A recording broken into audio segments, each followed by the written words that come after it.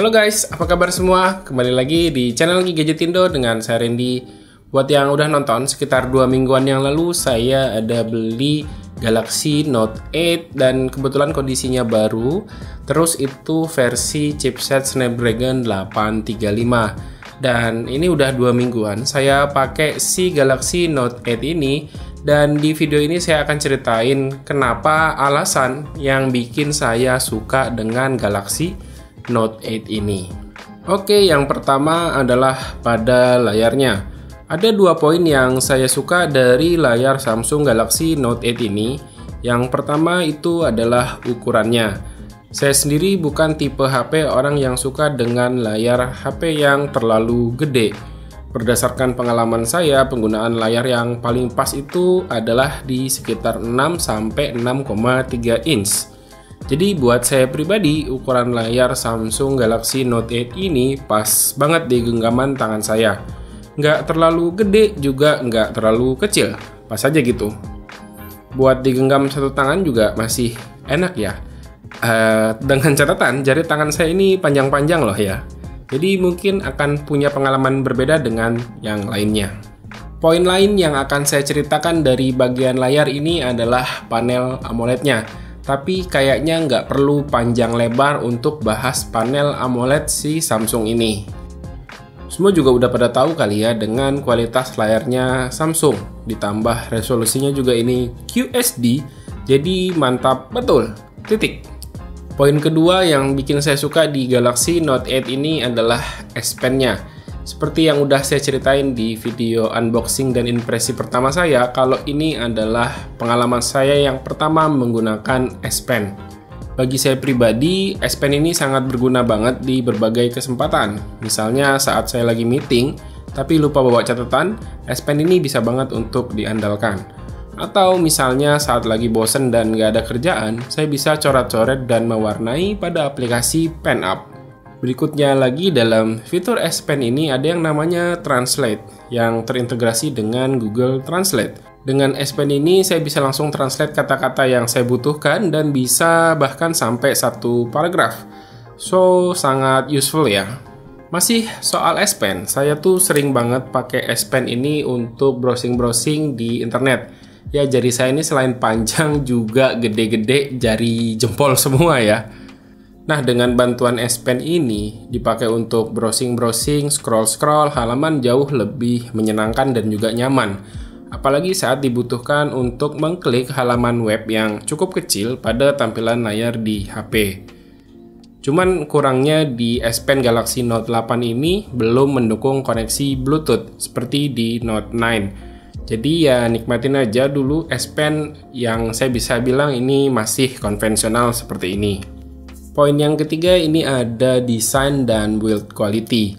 Sebenarnya ngomongin hal ini tuh nggak perlu ada yang diragukan untuk seri Galaxy Note-nya Samsung. Karena jelas ya, seri Note ini adalah seri flagshipnya Samsung, jadi udah pasti punya build quality yang premium serta feel yang kokoh. Meskipun HP ini udah berusia hampir 3 tahun sejak dirilis, desain dari HP ini masih nggak kelihatan jadul. Ya, bisa saya bilang ini desainnya cukup long lasting, setidaknya sampai pertengahan 2020 ini. Di bagian depan, kita masih bisa lihat layar melengkung yang manis dengan bezel yang tipis, serta ukuran yang simetris di bagian atas dan bawahnya. Sedangkan di bagian belakang kita bakal nemuin bodi kaca yang cukup solid berkat pelindungan dari Gorilla Glass 5. Paling yang perlu dikomplain dari desain bagian belakang ini adalah peletakan sensor sidik jari yang lumayan awkward, setidaknya untuk di awal-awal pemakaian. Setelah beradaptasi beberapa hari, saya udah cukup terbiasa dengan peletakan sensor sidik jari ini. Tapi di kondisi pandemi seperti ini, saya lebih prefer menggunakan iris scanner selain lebih simple dan iris scanner ini punya performa yang cukup cepat. Yuk lanjut di poin berikutnya, kita ngomongin performa. Untuk mengingatkan kembali, Galaxy Note 8 yang saya punya ini adalah versi Snapdragon, yaitu menggunakan chipset Snapdragon 835. Meskipun menggunakan chipset terbaik pada awal waktu rilisnya, untuk saat ini bisa dibilang performa Snapdragon 835 ini hampir setara rata-rata chipset seri 700-nya Snapdragon. Walau bukan yang terbaik lagi saat ini, untuk penggunaan sehari-hari bukanlah masalah. Apalagi ukuran RAM-nya juga udah lumayan gede sebesar 6GB. Paling yang sedikit agak kurang adalah untuk main game aja. Perlu sedikit kompromi di urusan grafis. Supaya lancar ya, jangan setting di grafik yang paling tinggi. Selebihnya sih masih oke-oke aja. The last but not the least yang saya suka dari Galaxy Note 8 itu ada di kameranya. Hasil foto di Galaxy Note 8 ini bisa saya bilang bagus di berbagai kondisi pencahayaan. Reproduksi warnanya natural, hasilnya juga tajam, dan ya bisa banget diandalin untuk motret momen-momen berharga. Dalam aplikasi kameranya juga, Samsung ngasih fitur yang namanya Live Focus atau foto bokeh-bokehan yang memang lagi ngetren pada masa itu. Hasil foto Live Focusnya sih lumayan akurat ya, kalau dipakai pas kondisi cahaya yang cukup. Dan tingkat blurnya ini masih bisa disesuaikan. Oh iya, untuk kamera depannya juga terbilang cukup oke buat dipakai foto-foto selfie. Oke, ini dia hasil perekaman dari kamera belakang di Samsung Galaxy Note 9. Cukup banyak ya sebenarnya opsi di kamera pada Samsung Galaxy Note 9 ini. Dan untuk video, kita bisa pilih lensa pas kondisi merekam saat ini, tinggal diganti-ganti aja, misalnya seperti ini. Ya, ini lensa 2 kali. Dan kalau ini 1 kali, ya tadi yang sebelumnya di zoom berarti ya. Terus untuk stabilisasinya kalian bisa lihat sendiri, ini saya jalan sambil turun, sambil nahan. Oh, ada anak saya. Ini lumayan getar sih tangan saya, tapi coba kalian lihat di videonya. Ini bagaimana image stabilization-nya.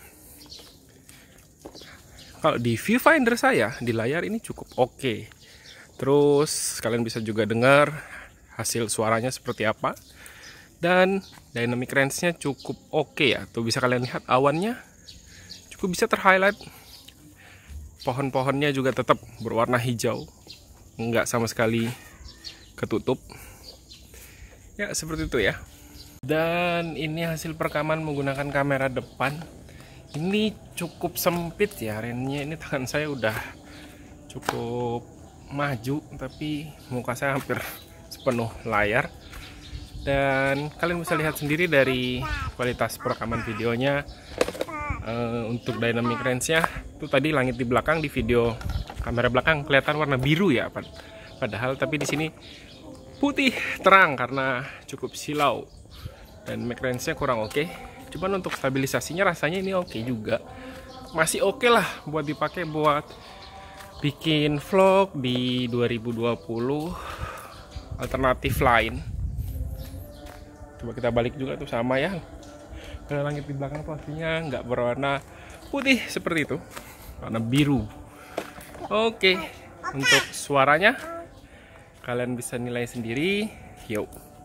Satu hal lagi yang saya mau mention dari kamera di Galaxy Note 8 ini, karena Galaxy Note 8 yang saya punya adalah versi chipset Snapdragon, jadi saya dengan sangat mudah nemuin Google Kamera yang kompatibel hampir di semua mode fitur yang ada di Google Kameranya. Untuk komparasi hasil foto kamera bawaan dengan Google Kamera, pernah saya buat polling di Instagram saya, dan selera saya sama dengan kebanyakan follower saya.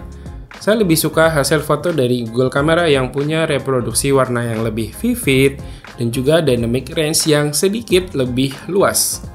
Apalagi untuk foto di kondisi minim cahaya, night sight yang ada di Google Kameranya ini gak ada lawan. Itu tadi setidaknya 5 poin yang bikin kenapa saya suka dengan Galaxy Note 8 ini.